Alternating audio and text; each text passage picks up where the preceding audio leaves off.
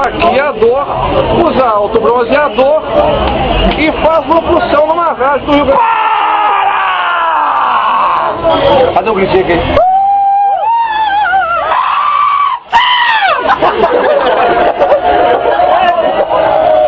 Vem aqui, nós vamos mandar um salve. Um salve pro meu amigo do Nossa. Aqui o Nossa. Mas o Nossa mesmo. Vai não. Um salve pra quem tá aqui no estofado. Um salve pra quem agora, nesse momento, tá recebendo no estofado. Tá tudo estofado, tá recebendo aquela coisa nossa. Aquele monumento. Pikachu, Pikachu.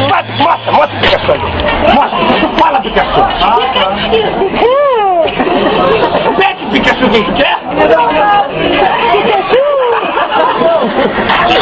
É verdade, aqui tem um dele Marco jogando faz 2 horas no meu celular. Ele aqui, o jogo tá sendo chupado por ele. Olha o sangue, temos sangue, temos para tudo agora, vamos pros intervalos. Vamos pro comercial aqui, ó, comercial da propaganda do Inter. Faltou o salve. Pega a camisa do Inter aqui pro merchandising. Foca aqui. Foca porque é meu. Foca aqui também, ó. Foca aqui é pra comparação. Comparação, a minha não sai mais, a dele é padrão. É merchan. Esse sangue é de estufa, é de retaliação esse sangue. Olha o buraco dele, ó. Olha o buraco, olha ali, cheio de furinho. Foi estufado 5 vezes. Olha, só agora nasceu.